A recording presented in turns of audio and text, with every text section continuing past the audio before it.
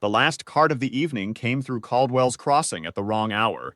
Too late for the road to Fenwick, too early for the stars to be useful, and Harlan Briggs heard it before he saw it. He was banking his fire for the night, tamping down the coals in the little box beside the toll booth, when the creak of iron-rimmed wheels and the patient clop of a single draft horse reached him through the trees. He straightened, put his coat back on, stepped out. The cart was loaded with tools, a forge anvil lashed to the front boards, wrapped iron stock in bundles along the side rails, a wooden tool chest roped to the back. Driving it was an orc woman. She sat upright on the buckboard, her broad shoulders wrapped in a trash-filling cloak the color of old bark, her dark braids pinned back from her face. She had the look of someone who had crossed a good many border posts in her years and expected the same tired trouble at everyone. She pulled her horse to a halt at the striped gate and held out her papers before Harlan had said a word. He took them, read them through, the way he read every set, not skimming, not performing, just reading. Travel writ, craft license from the Valley Assembly, a record of goods in transit, iron stock, finished tools, one portable forge, all in order. He folded the papers and handed them back. Tall as 2 coppers for a loaded cart, he said. 1 copper if the load is trade goods bound for a valley settlement. Trade goods, she said. Her voice was even, watchful. 1 copper, then. He recorded it in the ledger.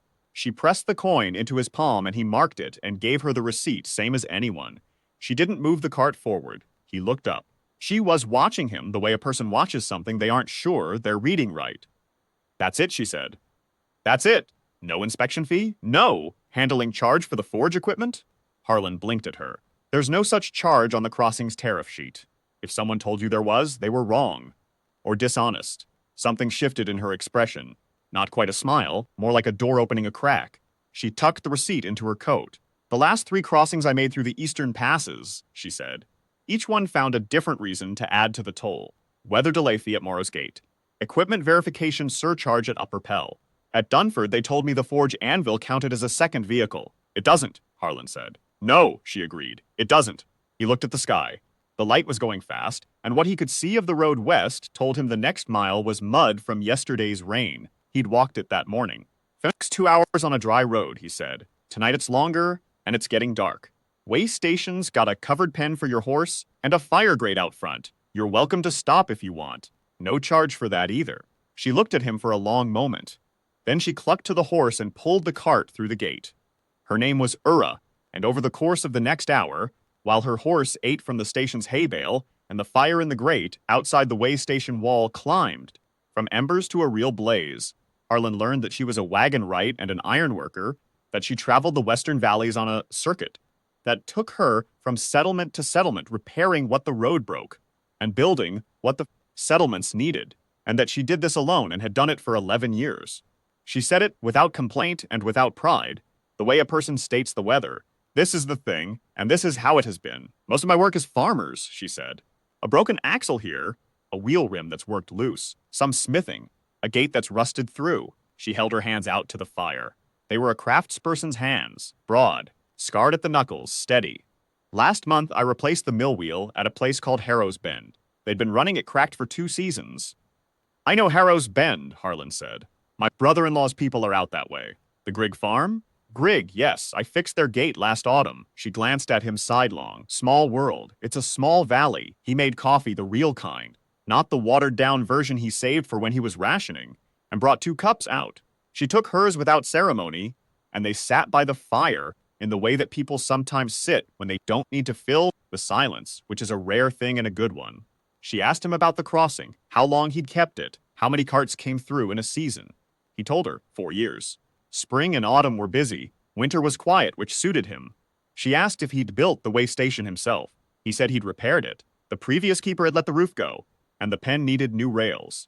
You do your own carpentry? Enough to get by. She looked at the station's front gate, a worn post with a rusted hinge. That hinge is going to fail before winter, she said. I know. I keep meaning to get to it. She didn't say anything else about it. They finished their coffee. She bedded her horse and took the way station's back room for the night, which was a plain room with a rope cot and a good window, and she left at first light with a nod. And the road to Fenwick spread out before her dry enough by morning. Harlan went back to his ledger. 1 copper for a load of trade goods, and the night's fire had burned clean. He didn't expect to see her again. She came back through the crossing 6 weeks later, heading the other direction. Eastbound this time, the cart lighter, the finished commissions delivered. He recognized the iron-rimmed wheels before he recognized her. She recognized him by the striped gate and pulled up without being asked. 2 coppers eastbound empty, she said. 1 copper for a working tradesperson returning from a job. Same tariff, different direction. I didn't know there was a returning tradesperson rate. There is on my crossing. She paid it. He recorded it. And then, because the morning was clear and neither of them was in any particular hurry, she poured coffee from a travel pot she had on the buckboard and handed him a cup before he thought to offer one himself, and they stood at the gate in the early light for 20 minutes talking about roads. She had opinions about roads, strong ones. She'd crossed enough of them in every condition to know which stretches were maintained and which ones were held together by luck and wishful thinking, and she told him so plainly. He had opinions about roads too. A toll keeper sees what traffic does to a surface over time, and they disagreed cheerfully about a particular stretch of the Fenwick cut that she thought needed regrading, and he thought needed drainage first.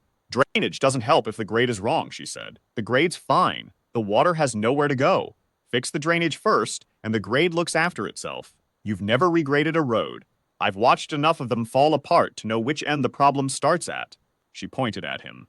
I'm going to regrade that stretch in the spring, and you're going to walk it and tell me I was right. I'll walk it, he said. I won't promise what I'll say, she laughed. It was a good laugh, sudden, genuine, surprised out of her, and she looked a little surprised herself that it had happened. She tucked her travel pot away, climbed back onto the buckboard, and drove through the gate. She came back through 4 more times before the first frost, 3 times eastbound, once west. She always stopped. Not just long enough to pay the toll, but long enough to talk, sometimes long enough for coffee, once long enough to share the midday meal she had on the cart, and that she spread out on the way station's front board without asking, because she had food, and it was noon. On the 6th crossing, she arrived at dusk again, westbound this time, the cart loaded with iron stock she'd sourced from the Eastern traders. She pulled through the gate, paid her copper, took her receipt, and then she got down from the buckboard and went to the station's front post, with a leather tool satchel over her shoulder. What are you doing? Harlan said. The hinge, she said, already working the rusted pin loose. I brought a new one. It'll take half an hour. He stood there for a moment. You don't have to do that. I know I don't have to. She looked at him over her shoulder. You want to hold the post steady while I get the old hardware off, or would you rather watch? He held the post.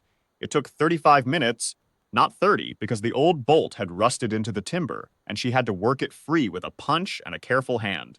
She did it without force and without cursing, with the methodical patience of someone who has learned that iron keeps its own schedule.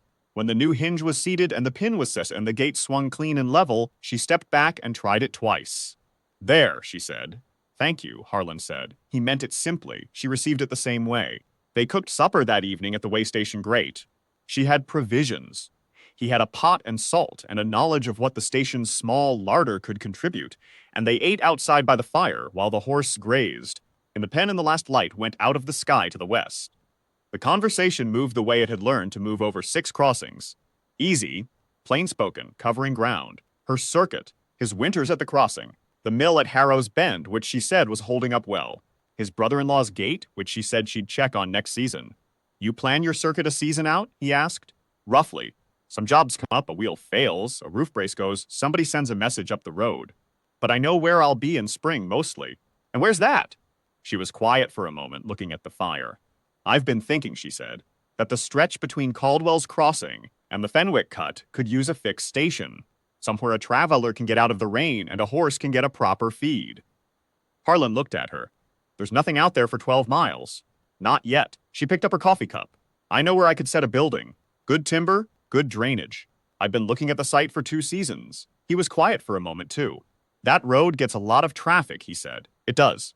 And the traffic's going to grow. The Eastern traders are pushing further west every year. She looked at him with those steady, watchful eyes. It's a good location for someone who wanted to stay in one place for a while. The fire settled between them. Somewhere in the pen, the horse shifted and blew. You've been thinking about this for 2 seasons, he said. I think slowly, she said, but I think things through. He nodded once, and she nodded back, and neither of them said anything more about it that night, because neither of them was a person who needed to say everything all at once. She left the next morning, westbound into the valley. He watched the cart go until the iron-rimmed wheels were quiet in the trees. Then he went back inside and opened his ledger. 1 copper, westbound trade goods, receipt issued. The gate swung true on its new hinge. He sat for a while at his desk. Out the window, he could see the road to the west, the one that bent south toward Fenwick and continued, in 12 miles, past the site she'd been looking at for 2 seasons. He got out a fresh sheet of paper, wrote down what a small building would need. A sound frame, a good roof, a fireplace that drew properly. He was not a builder, but he knew enough to ask the right questions. He knew a carpenter at Harrow's Bend who owed him a favor, and he knew, in the way that a man knows things he has been turning over for weeks without admitting to himself that he's turning them over, that the stretch of road she'd described was a good one, that it was the kind of place a person could put down roots if they had a reason to. 3 weeks later, on the last working day before the roads closed for winter, Ura's cart came through the crossing one more time, eastbound. The tool chest and the portable forge lashed down the way she lashed them when she was setting in for the season rather than moving on. She paid her copper. He gave her the receipt. She didn't drive through the gate. I arranged the wintering, she said. There's a valley settlement 2 days east that needs ironed work through the cold months. Steady work, a place to stay. Good, he said. I'll be back through in early spring. First week, the road clears. I'll have the coffee ready, he said. She looked at him. Something warm in it, and certain, and a little like a door that had come the rest of the way open. You do that, she said. She drove through the gate. He watched her go. Then he went inside, made a note in the ledger, 1 copper, eastbound, W. Ura, ironworker, and sat down at his desk with a fresh sheet of paper and the carpenter's name on it, and he began to write. Outside, the crossing was quiet. The gate stood level and true on its new hinge. The fire in the grate had another hour left in it, at least. It was a good place to work, Harlan thought, and it was about to become something more.